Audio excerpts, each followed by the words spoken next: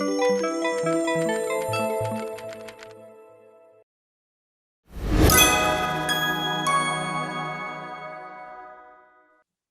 everybody. Adam Parks here with another episode of Receivables Roundtable. Today, I have my old friend, Mr. Bob Deter, with Crown Asset Management. I've been working with Bob on a variety of deals since, oh my God, like 2006. So, Bob, I know that you are an experienced industry veteran. Can you tell everybody a little bit about yourself? Yeah, absolutely. I'm just a guy that's been in the industry for about 33 years. I've got a unique background, I believe, in being able to understand debt purchasing from both the seat of the issuer and the purchaser. I've actually managed on both sides of the aisle, so to speak. Um, as well, I can overlay a deep understanding of compliance. And how did I get to this point? I began my career with a large issuer on a collection desk. I advanced through management of all levels, eventually running training and quality implementation programs, and then landing in the seat of the senior manager running the debt sales at one of the largest credit card issuers. At the time, it may have been the largest single credit card issuer. I then moved over to the debt purchasing side of the world, heading business or heading acquisitions rather. And then I've spent 6 years roughly managing regulatory compliance for a large third party collection agency. That landed me here eventually in my current role as VP of Business Development for CAM. Sounds like a long and illustrious career. But as we talk about CAM and Crown Asset Management, tell us a little bit about the organization and what you guys do. Sure. We are a well recognized and certified receivables management company and leading purchaser of consumer charged off debt. We can purchase a little bit of commercial debt, but we primarily focus on consumer debt. We use a passive purchasing model, and we specialize in credit cards, personal loans, which may be referred to as marketplace lending, fintech, et cetera, and also auto deficiencies. The commercial loans that we would pick up would be those with personal guarantees. Okay. So, commercial loans that kind of behave a little bit more like a personal loan, which I can personally say I've learned a lot about that from you through the years, through our variety of discussions as you've been in different roles and I've been in different roles. So, very much appreciate that. One of the things that, you and I talk about regularly is debt sales and why people should be selling debt. So, I wanted to kind of kick it off today by asking that question, right? Like the all knowing question from the creditor's perspective: why should a creditor consider selling debt? Yeah, so I mean, that's a good question, right? It really should be a part of a very robust recovery strategy that's built to provide diversification and stability. And that's exactly what debt sales brings to the picture, right? A lot of flexibility. The sales, of course, generate immediate cash, and that cash is based on the long term net present value of the asset. You get the immediate liquidation when you sell, and that's a liquidation of the high expense and low return portfolio. So that's going to allow an issuer or a seller to really focus on their core business, which is issuing loans or growing their portfolio. It also, of course, is going to bring to the table a reduction of ongoing costs that are associated with collections. And you're going to be able to shift your collection resources to the more strategic operations. You're going to also, of course, eliminate the reliance on third party collection agencies, which is ultimately going to help you to ease oversight, expense, and resources that go with that oversight. Absolutely. I mean, debt sales on the whole is definitely a big part of this industry, and that perfect balance between the agency, the litigation, and the debt sales models is incredibly important. And I always go back to stories that I heard from some of my business partners and friends from back in the day, as they talked about kind of when Bartman started spending too much money and buying all of this paper. And then when he wasn't able to pay those prices anymore, they didn't have the right balance across their portfolios and found themselves in a very difficult position, scrambling to rebuild agency networks. So I think, to your point, that balance of a variety of channels for recovery makes a lot of sense. But debt sales, also comes with challenges, right? Like there's always nothing good in life comes without challenges. And so, can you tell us a little bit about some of the challenges that a creditor faces as they move into the debt sale arena? Yeah, I can. And then let's kind of touch back on what you just mentioned, right? The ability to move accounts really to a channel. So when CFS was buying a ton of volumes and then wasn't there anymore, what do you do? Suddenly you have a mass volume of accounts that you need to move. And to kind of tag into that, there are just going to always be natural fluctuations in the best liquidation channel. So when you have that robust recovery strategy, you can move to you can shift your volumes to whichever channel makes sense at the time. But ensuring that you maintain all of those channels to some degree is going to be critical in allowing that flexibility.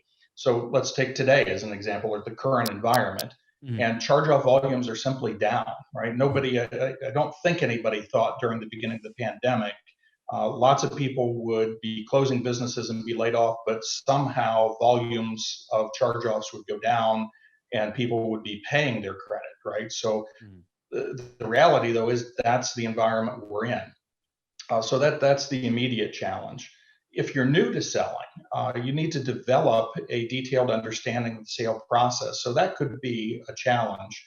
And then, of course, you're going to have to allocate the appropriate resources. Now, that's not to say that you need a mass amount of resources, but you want Mhm. to make sure that you're understanding that process of selling, allocating the resources to conduct it, and then, of course, setting up a post-sale support organization or team. It doesn't have to be large. These things can usually be done with little resources, but you do want to be able to provide the appropriate media, the occasional affidavit, and those benefits of shifting resources, they're going to be far outweighed by refocusing your other resources onto your core business.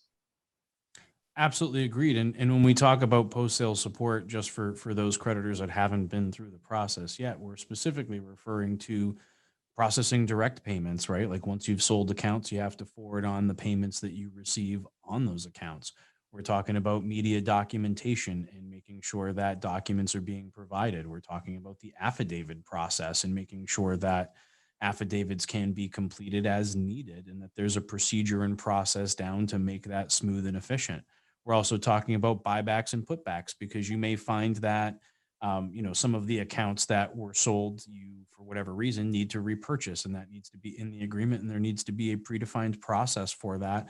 And from a putback perspective, once you've sold accounts, if they don't fall within the criteria of the agreement, you need to have a process in place to buy those accounts back from the group that you sold to and kind of find that appropriate balance in terms of post sale support. Now, I spent many years actually managing that process for a number of different groups. And so I think it's important that, the creditors understand that there are responsibilities after the sale. And if you've got a good group to work with, you can solve those problems quite easily because there's also always surprises, right? And as we talk about surprises, right, I think, as you and I kind of prepared for this call, I wanted to ask you the question of really what should creditors look for in a debt buying partner?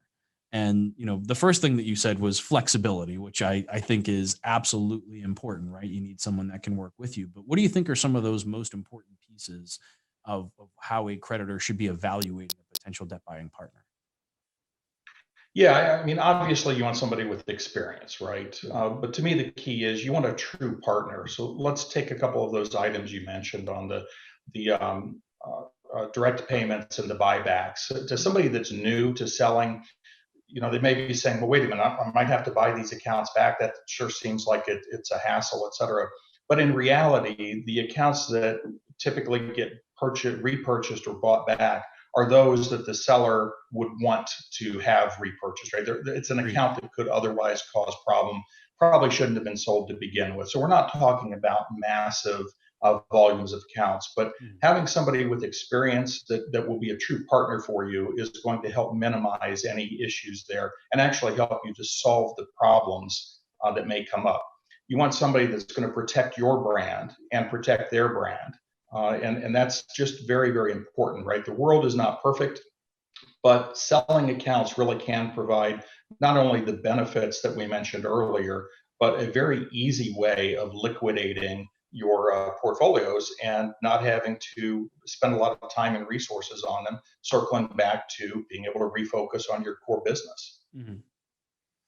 Which is, really one of the keys. And, solving problems amongst the debt buyer and the creditor, I think, that level of flexibility is important because, especially for new sellers that haven't really refined their, let's say, criteria for creating a sale portfolio, and they're, selling warehouse accounts, in that first sale or those kinds of things, can bring up some unique challenges, and it's hard to predict all of those challenges. A good debt buying partner will be able to help you predict a lot of it, but I think it's also important what you pointed out, that like the volumes of accounts that we're talking about here are not huge, but they're sensitive accounts, right? So it's Yes. not about a huge volume of accounts. It's just about having a predefined process in place so that those accounts can be handled appropriately, quickly, and with the white glove type service that may be required of the individual situation. Yeah, no, exactly right, Adam. That partnership can really just solve a lot of problems. I kind of like to think of it as, right, you're always going to have a contract Mhm. that lays out the transaction, but the reality is you want a partner where that contract can be put in a desk and never have to be pulled out again, right? You work through any hiccups that may come through, you work through any unusual issues that come through, and everybody's in it for the mutual reward, right? It should be mutually beneficial. Well, Bob, I can say that from every conversation I have with you, I learn something new. And I really appreciate all of the time that you've spent through the years helping me to understand some of the nuances of debt buying, some of the nuances of the fintech space as that became a very popular piece. And, I really appreciate your friendship as well. Hey, I'm glad to do it, Adam. Appreciate your friendship as well. It's always great speaking with you, just on a phone call in a situation like this, and obviously seeing you in person when we can at the conferences. And glad to see that those are starting to come back in person again. Well, I very much look forward to seeing you at the next conference, and I really appreciate you taking the time to kind of chat with me today. I think that this information is incredibly valuable for creditors, and for those of you that are watching, feel free to leave comments and questions below. Bob and I are happy to answer any questions that you have. You can follow us on YouTube. You can follow us here on LinkedIn. I'll be tagging Bob so that you can reach out to him directly via LinkedIn. And if you have any additional topics that you'd like to see us cover or guests that you'd like to see me interview, please leave a comment below and I will do my absolute best to create that content for you. But in the meantime, Bob, thank you so much again for your participation today. And I look forward to seeing you again in the near future. Thank you. Same here. And thank you to everybody that's watching.